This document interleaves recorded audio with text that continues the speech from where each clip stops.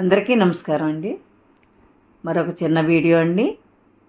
వీడియోలే చేయట్లేదు సరిగ్గా, నేను చెప్పాను కదండి, కొంచెం బిజీ. అంటే పచ్చళ్ళు పట్టుకోవటం, కారాలు తయారు చేసుకోవటం, ఇవన్నీ చేస్తున్నానండి. అంటే అసిస్టెంట్ ఎవరిని పెట్టుకోలేదు, కొంచెం హెల్ప్ చేసేవాళ్ళు ఎవరైనా ఉంటే అలా ఒక్కదాన్నే చేసుకుంటున్నాను అనమాట. అందువల్ల కొంచెం బిజీ. ఇప్పుడు పచ్చడి పడుతున్నాను, టమాటో పచ్చడి. మన ఛానల్ అరుణ వైటీ ఛానల్ అండి. ప్లీజ్ సబ్స్క్రైబ్ చేయండి. చూస్తున్న ప్రతి ఒక్కళ్ళు కూడా ఒక లైక్ చేసి కామెంట్ పెట్టండి. ఎవరు లైక్ చేయట్లేదు, కామెంట్ పెట్టట్లేదు. నా వీడియోలు నచ్చట్లేదు అనుకుంటున్నాను నేను. ఎందుకంటే వీడియోలు నచ్చాలి, అందరూ పాపులర్ అవ్వాలి అని అంటే బాగా నటించడం చేతనవ్వాలి. కానీ ఇవి నటనకు సంబంధించినవి కాదు కదండి, వంటకు సంబంధించినవి. ఇవి టమాటో పచ్చడి అండి, ఆర్గానిక్ టమాటోస్ అండి. ఇవి చూసారా ఎంత బాగా ఉన్నాయో, అలా ముచ్చుకలతోనే అప్పటికప్పుడు కోసుకొచ్చినాయి అన్నమాట. మాకు తెలిసిన వాళ్ళ తోటలోంచి కోసుకొచ్చారు. అవి ఈ కాయలు 3 కిలోలు ఉన్నాయి. ఆ 3 కిలోలు ఇప్పుడు మీకు పచ్చడి పట్టి చూపిస్తానన్నమాట. మీరు చక్కగా నేర్చుకోండి, ఇంట్లో చక్కగా వండి పెట్టండి. మంచి గృహిణిగా మంచిగా చక్కగా పేరు తెచ్చుకోండి. నాకులాగే చిన్నగా వ్యాపారం మొదలు పెట్టండి. మీ చుట్టుపక్కల వాళ్ళకు ముందు పాపులర్ అవ్వండి. మీ పచ్చళ్ళు కొంచెం కొంచెం టేస్ట్ చూపించండి. ఆ తర్వాత అమ్మటం మొదలు పెట్టండి. 1 కిలోకి ఎంత అని ఎంతో కొంత మిగులుతుంది కదండి. రోజు ఒక 10 రూపాయలు, 50 రూపాయలు, 100 రూపాయలు వచ్చినా సరిపోతుందన్నమాట. ఆడవాళ్ళకి ఆదాయం. ఇంకా పచ్చళ్ళు, పొడులు, కారాలు, ఇంకా వడియాలు అన్నీ వచ్చు. మనకు రాందంటూ ఏదీ లేదు. మహిళలు, మహారాణులు అన్ని వంటలు నేర్చుకోగలరు ఈజీగా. చక్కగా నేర్చుకోండి అమ్మా. చక్కగా మీరు ఇవన్నీ నేర్చుకొని మీ ఇంట్లో పిల్లలకి, పెద్దవాళ్ళకి, అందరికీ కూడా చేసి పెట్టండి. మంచి పేరు తెచ్చుకోండి. ఓకేనా? ఇప్పుడు ఈ టమాటాలన్నీ కూడా చక్కగా కడిగేసి ఒక గుడ్డపై ఆరబెట్టుకొని బాగా ఆరిపోవాలి. తర్వాత ముచ్చికలు తీసేసి ఇలా చిన్న ముక్కలుగా కోసుకుందాం. ఇవన్నీ ఆ ముచ్చికలు కూడా లోపల నుంచి తీసేయాలి. చూసారు కదండి నేను ఎలా కోస్తున్నానో అలా కోసుకోండి. పెద్దదైతే ఒక 6 ముక్కలు కోసుకోండి టమాటో, చిన్నదైతే 4 ముక్కలు సరిపోతుంది. బాగా ఆరిపోతాయండి. ఎండాకాలం కదా, బాగానే ఆరిపోతాయి, చక్కగా ఆరిపోతాయి. ఎండాకాలమే కదండి మనం పచ్చళ్ళన్నీ పట్టుకునేది, వడియాలు పట్టుకునేది, అన్నీ పట్టుకునేది ఎండాకాలం. ఈ ఎండలకి ఏదైనా ఎండిపోతాయి. చూడండి రసం ఎంత బాగా వస్తున్నాయో కాయలు. ఇది న్యాచురల్గా పండినవి కదా, అందుకని అంత బాగా రసం వస్తున్నాయి. అవే హైబ్రిడ్ అయితే మాత్రం రసం రావు, అదే గుర్తుంచుకోండి. మనకి పచ్చడికి ఇలాంటి కాయలు అయితేనే చాలా టేస్ట్గా ఉంటాయి అన్నమాట. ఇలాంటి కాయలను ఉపయోగించుకొని చక్కగా పచ్చళ్ళు పట్టుకోండి. నేను చెప్పిన పాళ్ళు వేయండి. అప్పుడు టమాటా ఫ్లేవరు ఇలాగా చక్కగా తెలుస్తుంది అన్నమాట మనకి. ఈ కాయలన్నీ కూడా ఇలా ముక్కలు కోసేసుకొని ఒక పళ్ళెంలో వేసుకోండి. ఈ రసం కూడా పళ్ళెంలో పడుతుంది కదండి. కింద కూర్చోలేను, కాలు చాలా నొప్పిగా ఉంది. అందుకని ఇలా ఎత్తుపైన పెట్టుకొని ఈ ముక్కలన్నీ కోసేస్తాను అన్నమాట. ఇలా కోసుకున్న తర్వాత దీన్ని ఒక గిన్నెలో, ఒక డబ్బాలో వేయాలి కాబట్టి ఆ డబ్బాని కూడా చక్కగా కడిగి ఎండలో పెట్టుకొని ఏమాత్రం తడి లేకుండా ఇలా ఒక పక్క ఆ డబ్బాలో వేసుకోండి. ఈ ముక్కలన్నీ కూడా ఆ డబ్బాలో వేసుకోండి. ఈ పక్కని పెట్టేద్దామండి డబ్బాని. ఇప్పుడు ఉప్పు ఎంత వేయాలో చూపిస్తాను, మీరు కూడా అలాగే ఉప్పు వేసుకోండి.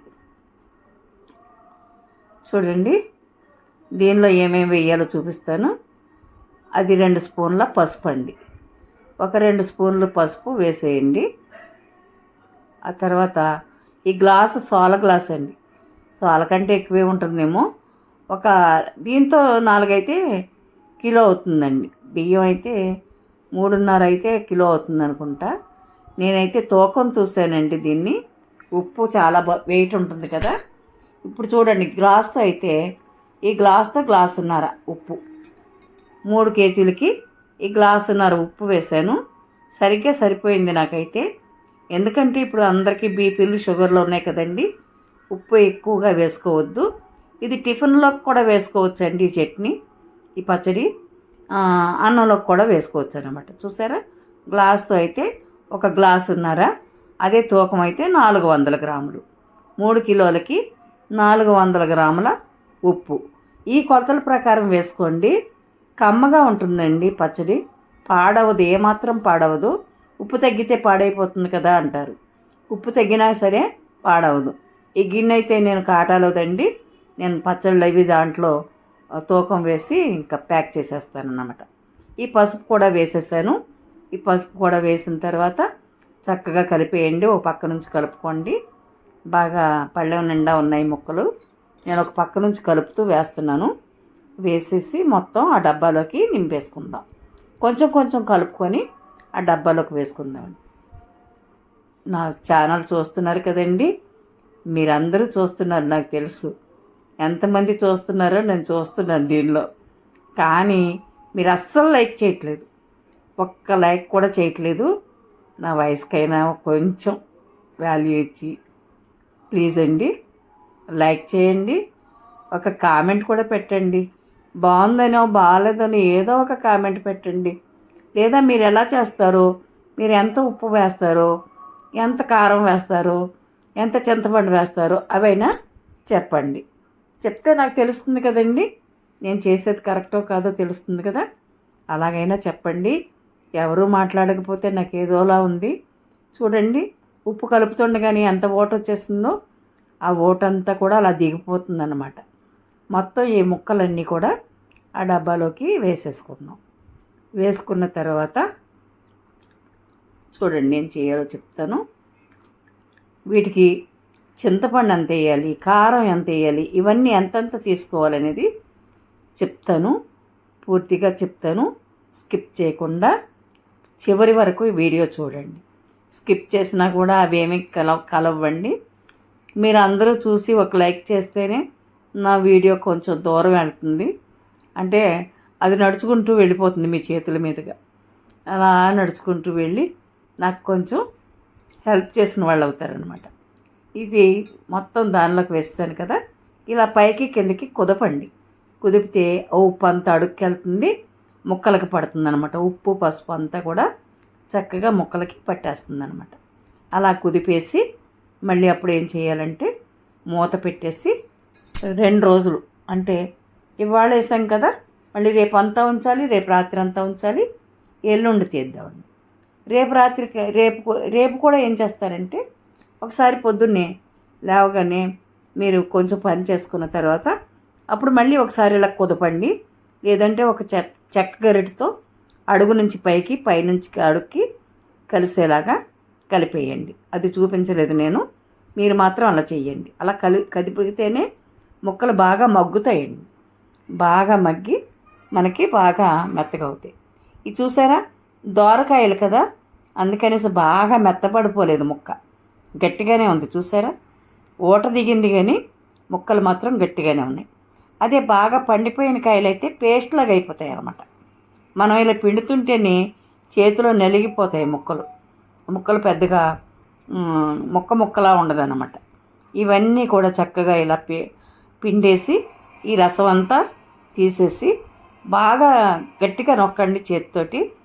ఒక ఊట గిన్నెలో, మామూలు చిల్లుల గిన్నెలో వేసినా సరే ఆ ఊట అంతా దిగిపోతుంది తప్ప మొక్కల్లో ఉన్న ఊట అలాగే ఉంటుంది కదా. అందుకనేసి మనం ఇలా పిండుకుంటేనే బాగుంటుంది. వీటిని 2 పళ్ళాల్లో వేసుకుందామండి. ఒక పళ్ళెంలోకి సరిపోలేదు నాకు, ఇలా 2 పళ్ళాల్లో వేసాను. 3 కిలోలు కదా, అంటే మొదటి రోజు ఎక్కువగానే ఉంటాయండి. ఆరే కొద్దీ ముక్కలు తగ్గిపోతాయి అన్నమాట, చాలా తగ్గిపోతాయి. 3 కిలోల ముక్కలు అయితే 1 కిలోకి వచ్చేసినాయండి.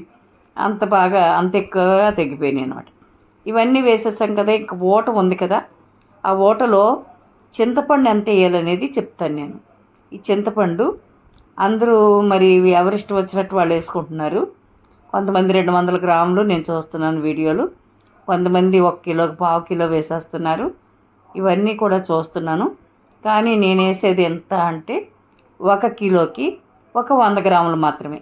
ఇలా గింజలు పీచులు ఏమీ లేకుండా శుభ్రంగా ఏ పొరక ఆ పొర వచ్చేలాగా చక్కగా క్లీన్ చేసుకొని అదంతా కూడా ఇలా 300 గ్రాములతో తూకం చూసుకొని ఈ ఊటలో వేసుకుందామండి.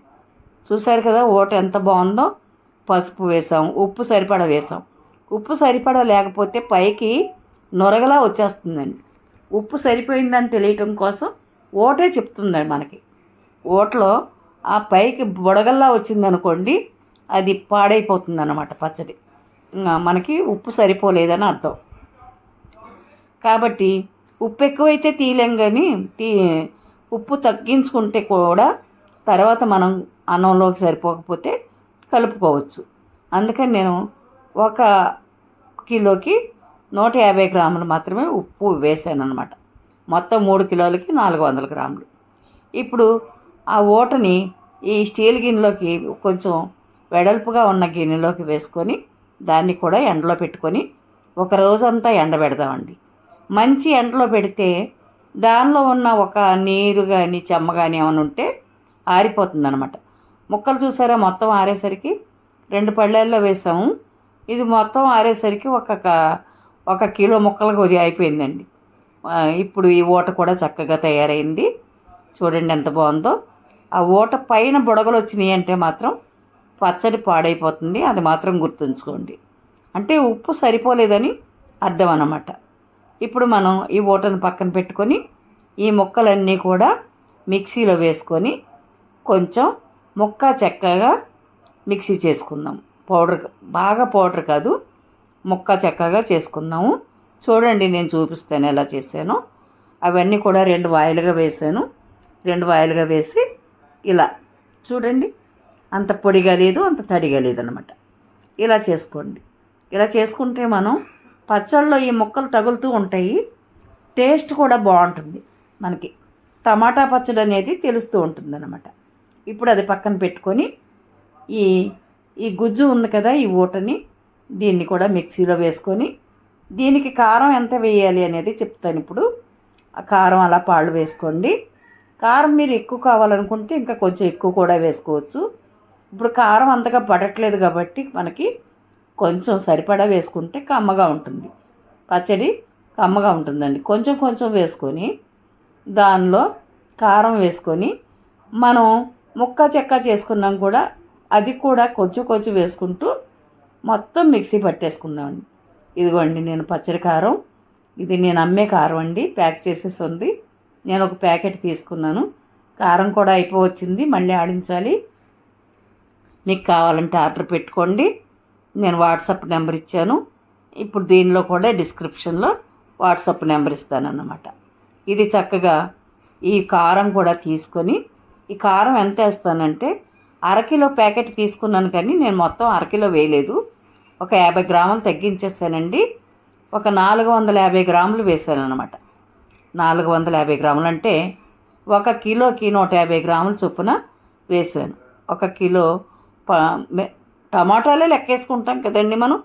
1 కిలో టమాటాలకి 150 గ్రాముల కారం వేసి, అది మనం ముక్కకి చక్కగా రుబ్బింది. ఇది రుబ్బేసిన తర్వాత ఇది లాస్ట్లో వేసి ఒక్క తిప్పండి. ఈలోపు మనం ఆవు పిండి, మెంతిపిండి, తర్వాత జీలకర్ర, వేపిన జీలకర్ర పొడి, అవి 2 నాకు ఉన్నాయండి. నేను ఎక్కువగా పచ్చళ్ళు పడతాను కాబట్టి అవి ఉన్నాయి. మెంతిపిండి కొంచెం లేదు, అందుకని కొద్దిగా మెంతులు వేపి పౌడర్ చేస్తున్నాను. ఆవు పిండి, జీలకర్ర పొడి నా దగ్గర ఆల్రెడీ ఉన్నాయి. ఈ పచ్చడంతా రుబ్బి పక్కన పెట్టుకొని చూడండి ఎంత బాగా తయారైందో. 2 స్పూన్ల ఆవు పిండి, ఇప్పుడు మనం మెంతిపిండి తయారు చేసుకున్నాం కూడా, అదొక స్పూన్ వేసుకోండి పెద్ద స్పూన్తో. ఆ జీలకర్ర పొడి కమ్మగా ఉంటుంది, మంచి వాసన వస్తుందండి. అది 2 స్పూన్లు వేసుకోండి జీలకర్ర పొడి. అది కూడా వేసిన తర్వాత ఇప్పుడు తాలింపు వేసేసుకుందాం. తాలింపుకి 1/2 కిలో వరకు ఆయిల్ పడుతుందండి. 1/2 కిలో ఆయిల్ పైనే పడుతుంది, వేసుకోండి. ఒక 10 ఎండుమిర్చిలా చీలికలు చేసి మజ్జిగ విరిచేసి వేసేయండి. దానిలో ఆవాలు, మెంతులు వేసాను నేను, అవి మిస్ అయింది ఆ క్లిప్పింగు. ఆవాలు, మెంతులు వేసుకోండి. నేను శనగపప్పు వేయలేదు, మినప్పప్పు మాత్రం వేసాను అన్నమాట. శనగపప్పు అంతగా నాకు ఇష్టం ఉండదు. దీనిలోకి టమాటా పచ్చళ్ళలోకి శనగపప్పు వేయక్కర్లేదని నా ఉద్దేశం అయితే అదండి. ఇప్పుడు ఏం చేద్దామంటే ఇది కొంచెం వేగుతున్నప్పుడు, అంటే ఆయిల్ వేడెక్కితేనే వేగిపోతుందండి, మిరపకాయలు వేగిపోతాయి, మాడిపోకుండా చూసుకోండి.